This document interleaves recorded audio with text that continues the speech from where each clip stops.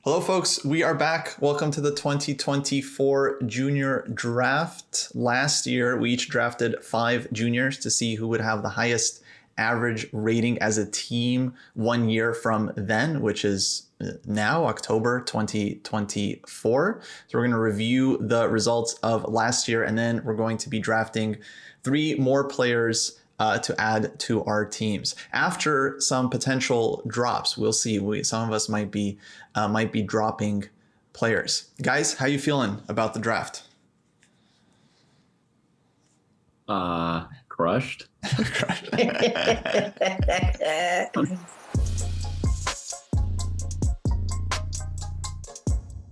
Yeah, I just put it out there right away. My team, who I still feel pretty good about, I don't think I would have changed my picks, but they actually lost rating in the last year. How can kids lose rating? How is that even possible?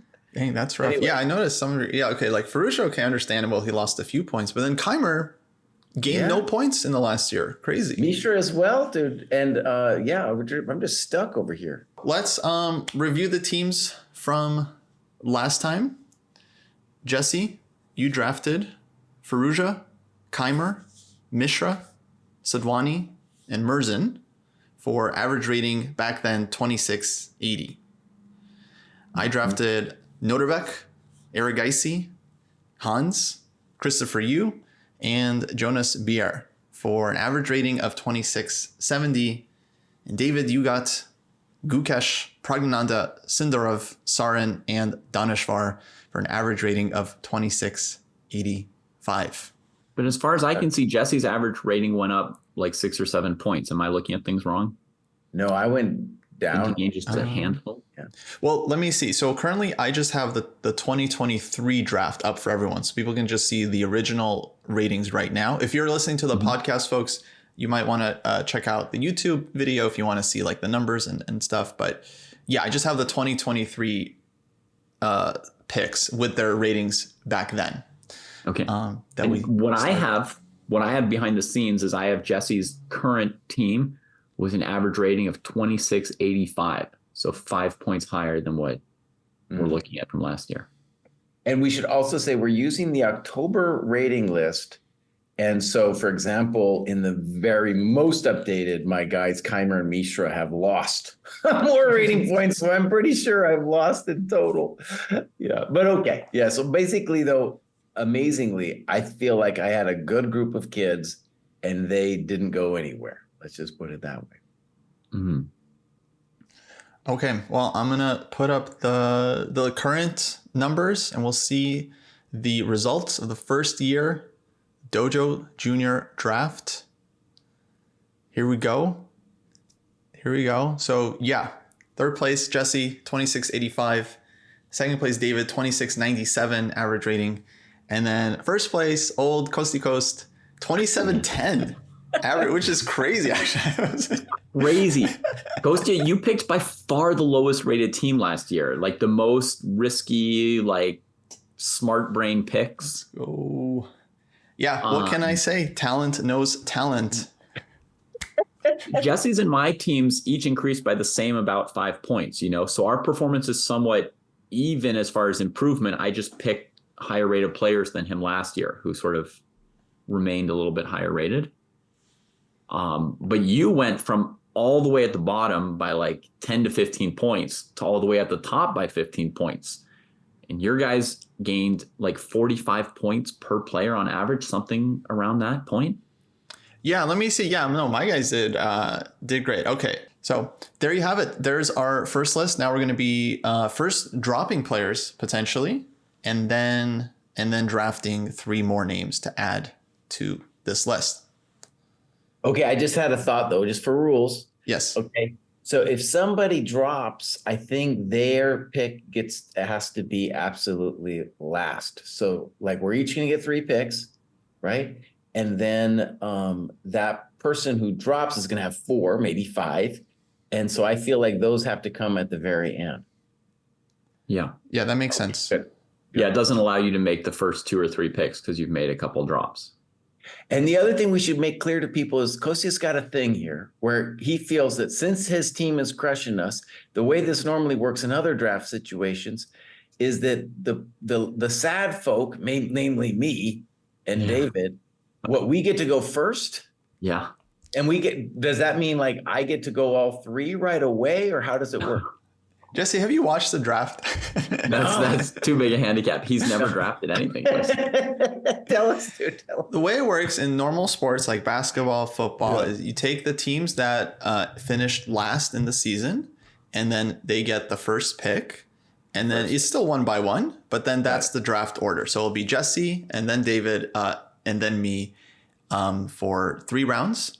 And then if anyone has dropped players, they'll draft after that in the same order, pretty much. Okay. All right. Yeah. But there's no snaking. When we did our first draft last year, we did a snake draft to try and create approximate equality between being first, second, or third pick. And I don't think that it was a particular advantage or disadvantage to be first, second, or third pick.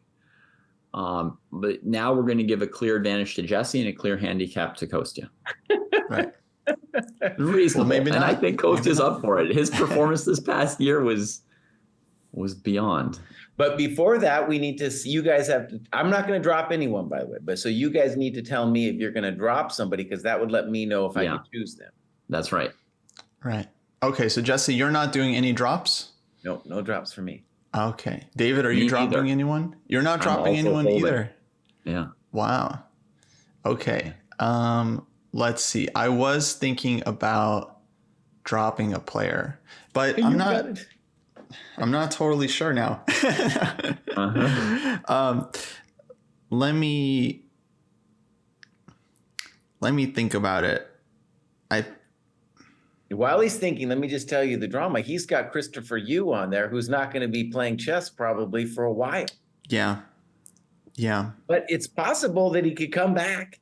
That's true. But that's who I'm thinking about. No, I think, okay, it's kind of sad, but I think I will be dropping Christopher because it was kind of a bummer what happened, and it was very recent. And I honestly don't know. He might take a break from chess. I wish him the best. I hope he comes back. But yeah, I feel like it's not, I don't know. I might have a better spot for someone else on the team. The best might not be chess, and you might also still be able to pick him up later on. If I might get him next year if he comes back and he's like, over 2,600 next year. Yeah, I would be happy to pick him up. Yeah, his talent will remain. Sure. Yeah. Okay, so he's out. I'm taking him off the list. Okay, Kostya's got an extra pick at the end. Everyone else has 3 picks. And now I'm gonna just add some rows here. Yeah. And I think, layout looks fine. I guess I'll move Buer up a spot just to make it, I don't know, like that. And then I guess we're good to go. We're ready? All right. Okay, here we do it. So Jesse, you got the first pick. I think last year we were like announcing it, so you got to say like with the first pick in the 2024 Dojo draft, I take, and then say your name. With the first pick in the 2024 Dojo draft. It's a tough call. It's really tough, actually. Mm-hmm. All right, I'm going for youth here, and I'm going for Turkey. So I'm going to pick this kid, Gurel. I don't know how to pronounce his name. Gurel. Gurel. Mm-hmm. Okay. Yeah. Currently rated 2625, born 2008. The young I'll pup. put him in. Gurel. Yeah, good pick. Honestly, unsurprising. Yeah. We should talk about it a little bit, because the point of the draft is to talk about these players, right? Absolutely. It's just a setup for us to talk about them. Mm-hmm. So Jesse, what do you know or like about this guy other than his amazing rating? Well, I don't know what they're cooking in Turkey. Something's going on. Like, we have these chess nations coming up. We're talking about Uzbekistan, for example, these small countries, and then they're producing a lot of players. And then I'm sure one of us also is going to pick this Erdogmas kid, born 2011. Really? I almost picked that kid, man. Anyways, so I think I don't know what's going on. They, in the last Olympiad, both those people were amazing. And then the other thing to say is I'm betting on youth. So for example, just by rating would be this kid Svana from Germany, but the kid's 2004. We didn't, no one picked him last time.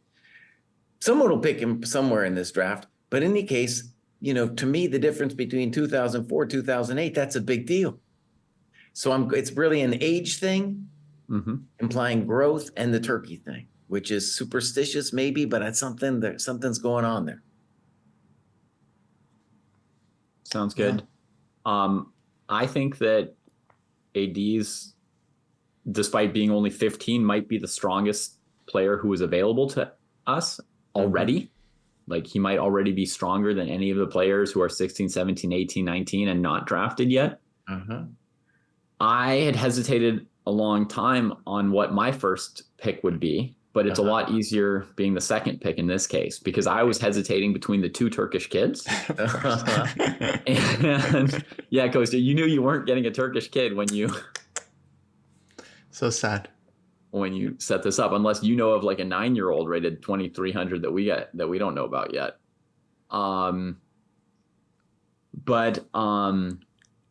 Yeah, I was really hesitating, and finally I decided I was going to pick Erdogmus as my first pick if I were the first picker.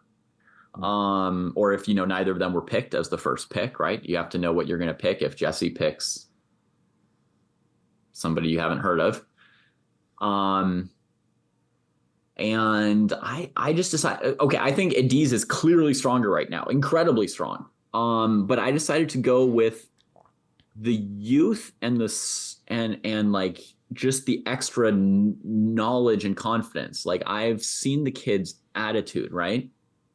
So ADs must be amazing to play at the level he's playing at his age. Super good pick. But I decided, like, I've seen how Yagiz is like calm at tournaments and his attitude and his growth mentality. Like it's obvious he's aiming for world champion, not for anything in between. But he's also not too like crazy determined about it. He's just sort of like calmly going towards it. So that sort of nudged it for me, is like I think he's got a fantastic attitude. And also like there was an article from a coach of his that I read about what it's like to work with him. And I think they just have like a really great attitude. Like they're working hard, but they're not like crazy or desperate or unfun. They're still having a childhood and everything. So that's why I picked Yagiz Khan Erdogmus. Either of you have any comments about him? Well, one thing I was going to say is that, last year when we did this, in my head, I was kind of like, well, this is like, who's going to win a year out from now? But now I feel like, at least in my head, we changed the rules a little bit, because now it's like, oh, this is going to be an ongoing thing. This team just keeps going. Yeah. And from that perspective, you want the younger, the better, right? Instead of just getting them for the highest rating. Or you want like the highest peak, right?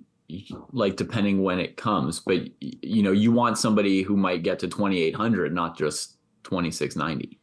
Right. Yeah, no, I think very fair pick. Definitely that would have just been my number one choice, Erdogmus. I think if I had the first pick, I would go with him, just because he's a couple years younger. He's like youngest 2,600 of all time. Insanely impressive. Both these kids have insane aura, and they've got huge potential. I feel like last year with the picks, you guys were already sort of had in mind some long-term, because Jesse, you picked Mishra and Kostya picked Chris Yu, and neither of them was likely to be the highest rated player exactly 1 year later. Like if you'd wanted to, there were some players rated 2,650 who are still 2,650 who didn't get picked and had like a good chance of still being the highest rated. Let me just admit, though, that I felt with Mishra, that kid was going to be, I thought 2,700, and his rating didn't really move at all.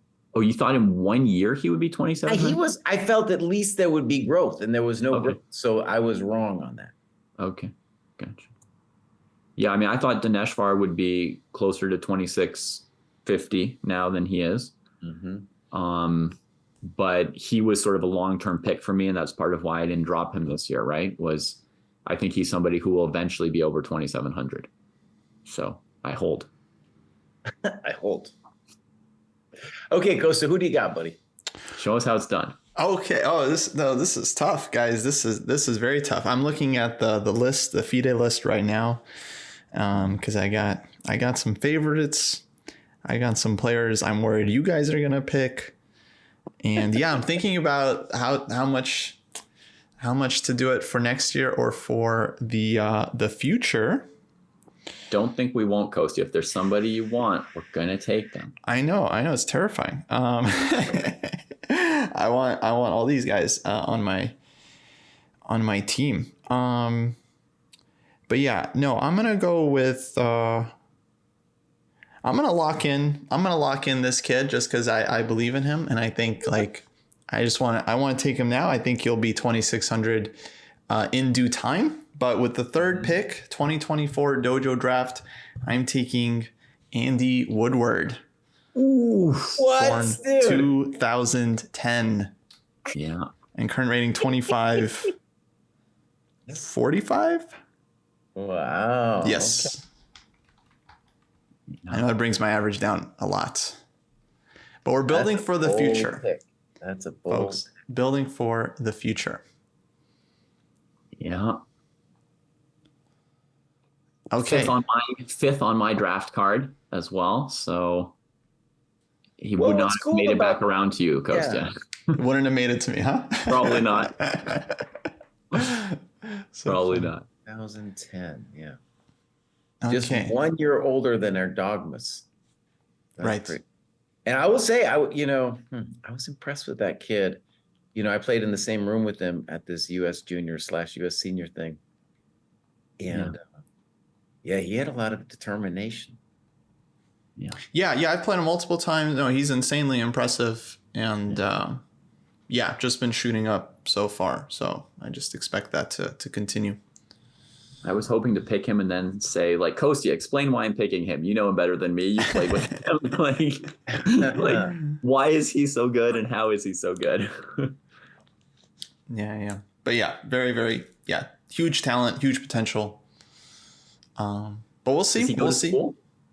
Does he go to school? I don't know if he goes to school or not. Not sure. Okay. All right, I'm up up to Jesse. next. Mm-hmm. And it's kind of tough. I do believe ultimately in rating. I also believe in the German team. That is, they got a lot of resources, Oh, yada, yada. They got a lot of training like going on with those resources. If you're on the team, you get to play on the Olympiad, you get exposure to the top. And I like this kid's game. So even though he's an old man, born 2004, I'm going to go with Frederick Svane. Svane. Didn't he just get the gold medal at the Olympiad He's doing well. Yeah. on his board? I think he medaled. Yeah, I don't remember. That's if my it was memory, gold. Kostya. I think he did medal. Yeah. I'm trying to confirm that. I think he got the gold medal Frederick for board Svane. 5, maybe? Yeah, he would have been either reserve or I think reserve. Yeah, because I think Gladura won on board 4. Maybe reserve. Yeah, 8 out of 9. 8 out of 9 from the Yeah, good reserve Olympiad. board. Gold medal at the Olympiad. So that definitely put him on the map and said, like, he is capable of going well over 2,700 despite being an old man within this junior draft. All right. I'll go to the opposite end of the rating spectrum. Oh, It's a pretty good pick, Jesse. I'm going to make a very different pick. I'm going to grab Faustino Oro, who is half the age of Svane. taking Oro. Dang. He's going Yeah. deep. He's going deep. Okay, I no longer feel controversial about taking Woodward. Yeah. Taking Oh, you were Faustino. worried you went too young and too low rated? I don't know. I thought maybe it's a risk. Man, he's not even on the top 100 juniors He's not right even now. on Isn't that top interesting? I looked up his rating earlier. It's 2434. It is. So So he was on your radar. Well, he's on everybody's radar, but yeah. Yeah. I think he's going to be a top 10 player. And which is hard to predict that early, but I think it's very, very, very, very, very, very, very, very likely. Doesn't he have a really high online blitz rating? Oh, yeah. Like 3,100 or something like that. Yeah, that's intense, dude. Like I've seen him beat Nakamura online. And Magnus he beat. Okay. And Magnus. I think in both, but right. still. But still. Yeah, he's got a blitz rating of 3,101. Yeah. Dang. So that's starting to be an indicator of who's going to be really good. Not every single person who's going to be good has those kind of insane blitz ratings, but most of the people who go over 3,000 blitz end up being really high OTB as well. Yeah. Okay. Wow. Okay, that's fun. Okay. All right. No feisty pick. David's playing the long game. He's looking to win 2020 like 8. You got to build for a few years. You want a title. Okay. Yeah, actually, I'm surprised this guy's still available. I was ready to take him last round actually, but okay, with the next pick. Lost to? Yes, actually. I'm taking an Indian kid who actually maybe is flown a little bit under the radar, but hopefully not for long. Taking Leon Luke Mendonca. Mm-hmm. Born 2006, current rating 2622. I played him in Sitges in the last round last year. He crushed me. I was very impressed by him and in the postmortem. He also won Wyconze B group earlier this year. So he'll be playing A group next year. So very, very impressive. And he won this tournament here in St. Louis. He was playing like Spring Classic or something, or maybe tied for first. But I feel like he hasn't quite taken off yet. But yeah, to me, I find him very, very impressive as a player. So welcome to the team. Yeah. Reasonable. 4th on my draft card. So my top 5 prospects have all been taken. Dang, okay, adding And another. does this mean that I only get one more, right? One more? Yeah. Okay, this one I'm a little torn on this. I have a sentimental pick and I have like what feels to me the rational pick. Okay. So my sentimental pick, I'm not gonna do, but is to pick up Christopher Yu. That would be my sentimental pick. Yeah. And just because I believe in the kid and I want his redemption. And if this thing at the US Championship hadn't happened to him, then I'd definitely pick him. I don't know. I think he's got some turbulent years. I wouldn't even be completely surprised if he just dropped out completely. We've seen that in the chess world before. So if I had a 4th pick, that's what I'd do. But no, I'm going to take older dude, another veteran.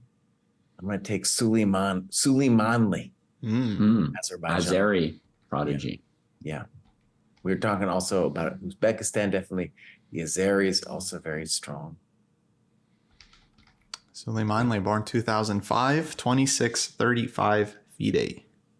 2005, that's an old man. 37. That's an old man. I heard going, it's maybe because I'm old. I believe in these old people. Yeah, Jesse's picking a really old team, Kostya. Should we add the average age? Average age. Yeah. Okay. Yeah. I don't actually know a lot about him. Just he has a very impressive rating. But I haven't seen much of him, actually. Yeah. I'm curious how risky you guys think this next pick is. Uh-oh. Well, you're going to have to ask. I mean, I only took one risky pick last year, and it hasn't paid off yet. This year, I'm taking all 3 of my picks are younger, lower rated than the options available. Mm-hmm. And this player has basically the exact same stat line as Kostya's Andy Woodward. going with Ivan Zemlyansky. Oh, Pick of 2024. Wow, total dark horse. I noticed this kid because his birth year starts with 201. Mm-hmm. Good eye, Kostya. And he's in the top list. Do you know anything about him, or are you just going off the stats? I do. But you alluded to an important rule, Kostya, so I'm going to mention that before I answer about Zemlyansky. Kostya noticed this guy because the birth year started with 201. Now, it was Kostya who a year ago taught me. People tell you don't look at your opponent's rating before you play them, right? Don't be like, oh, they're good or oh, they're bad, and like, play a certain way based on their rating. Don't play scared. Don't play overconfident. Kostya told me before you play somebody, do look at the year they were born in. And so, I mean, I'd been on a lengthy layoff, so I was all ears for advice when I got to sit just last year. And that was one of the first things Kostya told me. It's like, hey, good to see you. Spain's nice. Check out the age of your first round opponent. And it stood me in good stead, I think. And that's just an important tip for everyone out there. Mm-hmm. Before you go to a game, before you pick your opening, before you prepare, check out if it's a kid or an old dude or someone in between. So yeah, Ivan Zemlyansky. I watched this kid playing live. I think it was the Sharjah Masters I was watching. I was doing live commentary on it pretty much every day at the beginning of this year, I think. And it was a super cool tournament. At the end, there was like a tie for first place between Merzin from Jesse's team, Dineshvar from my team, Sam Shankland from our Hearts team, and fourth guy, I'm not sure who. But as I was watching that tournament, I was mostly watching the top couple boards. Every now and then I was like clicking down on some wild looking games on a lower board. And they were from Ivan Zemlyansky. And when you're looking at a tournament where everybody's rated 2,600, because the minimum rating for the Sharjah Masters was 2,500 FIDE, Kostya. You ever seen a tournament with that low a minimum rating of an open? Yeah, that's wild. It's like incredible. So you see like the rating 2,540, you're like, oh, there's a chump, right? Basically in that kind of a tournament, right? So and there were 2,700s in this tournament, even though none of them won it. So you see that rating, you're like, they're a chump. But no, I clicked on the dude and saw his birth year. And I was like, oh my God, we've got like a 13-year-old here just like bashing heads with 2,600s in this Savage Open. And I watched his games and he was sick. And he played the dragon as black against somebody, against Leon-Luc Mendonca, I think. Ooh. And survived. Lived to tell the tale. Eventually beat him in the endgame, I think. So I saw a couple of his games live then, and I was just impressed. And so he stayed on my radar. And then for this, I was looking for somebody who would be, a bit younger, right? Because we've got a choice of a few players who are in the 17, 18, 19 range who are already rated 2,600. Right. And I decided to favor somebody with, here I'm not as convinced as with Oro, but I wanted to favor picks that have, some top 10 potential. A lot of upside. I was looking for some people. It's not as obvious as the crop of teenagers that we picked last year, who everyone had seen coming for 3, 4, 5, or 6 years, depending on how prescient you were, right? But the Indian crew of Erigaisi, Gukesh, and Prague that had been coming forever, along with Abdusattorov, it was like no question that they would all be top 10. Here I'm not as convinced. But I'm taking my chance. I'm going for gold. Yeah, I guess all of our average ratings are going down this year because we're adding lower rated players. Yeah. There's no way around that. Well, interesting to see how he does. Okay, I guess I got 2 picks now. Mm-hmm. So I got my 3rd pick, and then I got my replacement pick. I think I'm pretty clear for my 7th player. I'm gonna go with the Frenchman Marc Andrea, who's the I think former World Junior champion. Yeah. Maruizzi. Fantastic. Let me make sure I get his At name only right. 17, already a former world champion. Yeah, In the 2007. under 20 category. 2594 FIDE. I feel like I think I got it right. Yeah, he seems good. I mean, he's still very, very young, but he seems motivated. He was like I believe he was on the French Olympiad team, I think. So he's probably, yeah, I think he's got a ton of potential to shoot up and still very, very young and obviously talented. And then, okay, for my final pick, okay, this one is tough because there's like lots of like interesting names. I'm just gonna name some players. I'm looking at. I just bring Christopher Yu back, buddy. Come on now. Well, there's people that are higher rated than him. For example, Pranav V, Daniel Darda, and then there's also players that, in my opinion, have a lot of potential, though maybe are incredibly risky to pick up right now. So I think I'll take.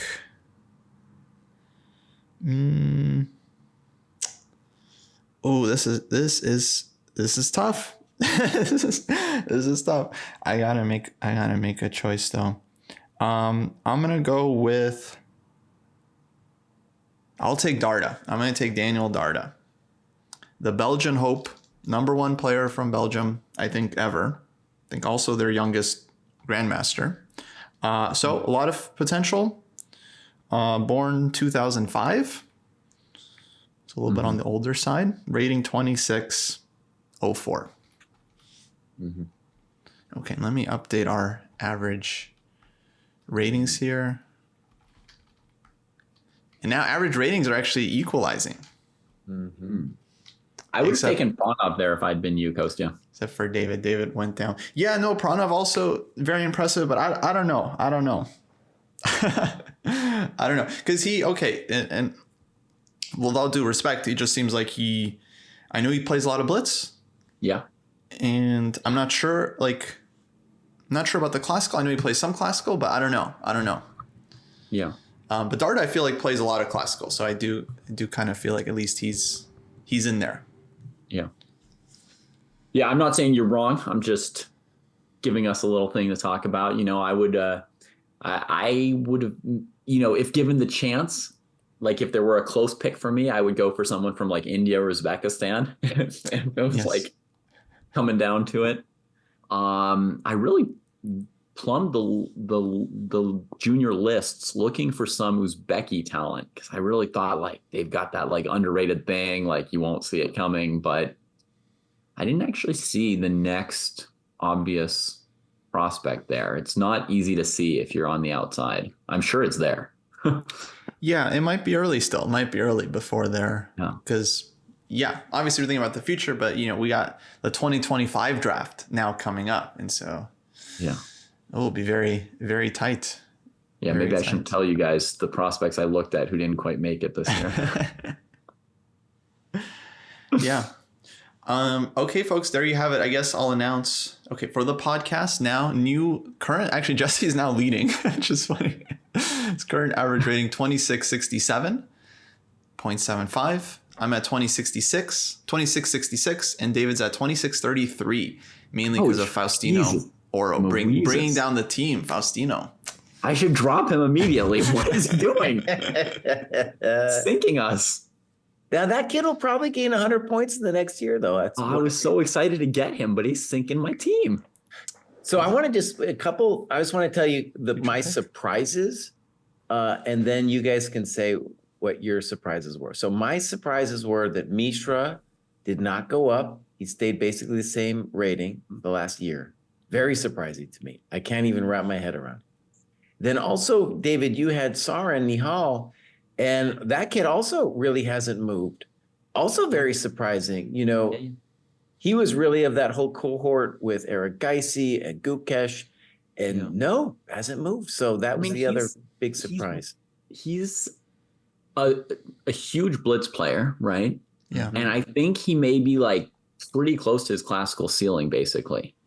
And I took him last year just because his rating was so high. It's like, Right. even if he holds steady, who's going to be much higher than that ever, right? I mean, the only player I could have picked who passed him in the intervening year would have been Hans, right? So I don't really expect him to go up much. I expect him to be 2690-ish for his career. It hurt me a little that he lost 20 points this year. I think he can get back to 2690, but yeah, he's not somebody who I think is gonna move up to the top 10 with the other guys from his cohort.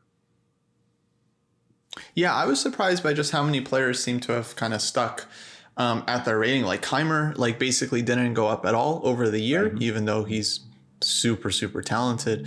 And yeah, I guess, okay, based on how a lot of the Indian players did, I would have expected Prague to have done a little bit better, but I am expecting him still to just reach 2795 at some point.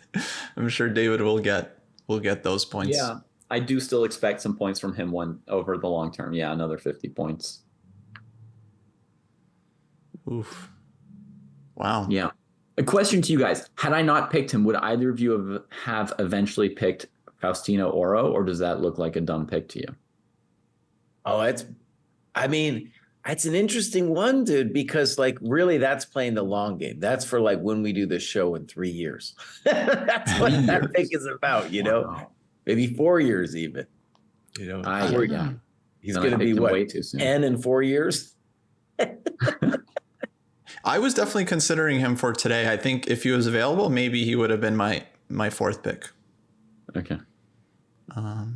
Actually, I also want to say surprising as well was that you did not go up really either, in that period. And so that was another one. So I guess one of the cool things about this draft for me anyways is just kind of forcing myself to keep tabs and seeing that, of course, we have, who are the winners? Abdu, Eric Geisy, Gugesh, and Prague. You guys had those guys, right?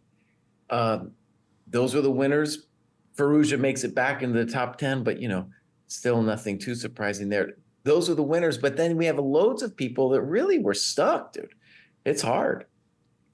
Hans also, by the way, actually, Hans shot up. I think he was like 2660 last year when we did the draft. He was 2675 or something. He gained 50, 60 points. He was one of the biggest. Yeah. But he had gotten up to last year 2706. So it wasn't like he had been 2700 before. Yeah. Yeah. It wasn't a monstrous jump. Good jump. But yeah, I mean, once players are 2700, continuing improvement is not guaranteed. And also the rate of that improvement is often going to be slower. What Eric Geisy did this past year is the most abnormal thing, I think, of the entire chess population, right? He played a huge number of opens, much lower rated opponents, and he had the biggest increase of any of the players, right, Kostya? He went up from 2712 or so on the list that you first grabbed him last year. I guess so. Yeah. So he went up plus or minus 90 points, basically.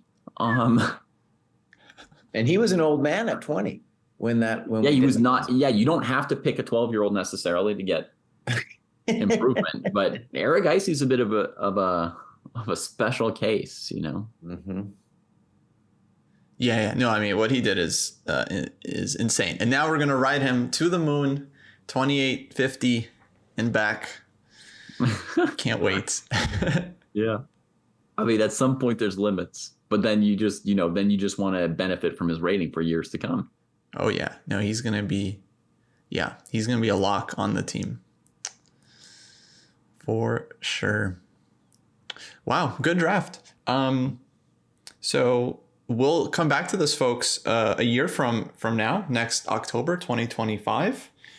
We also have the top 10 list coming up in June of next year. I don't know if you guys wanted to check in with that at all. Well, I mean, I can tell you I check in with it all the time. And you know who's in the top 10 that you guys laughed at me when I put him on my pick? He's not going to be in the top 10 much longer, buddy. Sorry. Oh, dude, he just survived playing the games he needed to keep his rating active for the year. Only dropped 1 point. So you're going to need somebody to cross 2750 in the next 7 months if you want to beat him. And my prediction is maybe Wei Yi will cross 2750 in the wrong direction. So you'll need 2 people if you want to get Anand off that list, my friend. Good luck. Yeah. You think Kamer's going to do it for you? Who's going to do it? Look at that list, Jesse. Prague is definitely going to do it, dude. Prague could do it. There's a bunch of, even an old timer like MVL could cross back over, dude. Come on, give me a break. Anish could cross back over. We have all these veterans just June? sitting there. Hans will be 2750. That's like 2 matches for him. 2733. 2 matches. He's at 2750. That's possible if he keeps playing those matches. But none of us picked Hans for top 10, right? No. So that's No. I think I picked Keimer. I think Jesse did too, maybe. I think you may have both picked Firouzja, which was a very good pick because Firouzja's back. Yeah, he came up, which made sense. But then we were all thinking that there were a couple people who might slowly drift down, right? And I think Nepo's another person who's at some risk. Nepo's at number 8, which I think is pretty close. I remember. I think I put him at like 9. I've had him at 9. Yeah. Right. He's currently 5 points ahead of Anand. And at the time, he was like number 4 or something. He was pretty up there. Yeah, and 2 points ahead of Wei Yi. So if he played, which he hasn't done in a while, he could drop out. Could totally happen. Dude, Anand is not going to be the top 10 by the time not this time, but in June when we do it. Forget about it. But if he makes it, you have to say you were wrong to make fun of me. Yeah, definitely.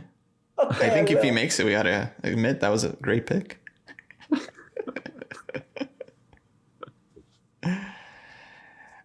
Okay, folks. Well, I guess that'll do it. Thanks for listening. We will catch you next time. Don't forget to subscribe. And folks, donate to the Patreon. You might notice we don't run ads on this podcast, and we've been approached, don't think we haven't been approached by all the companies out there, right? But no ads.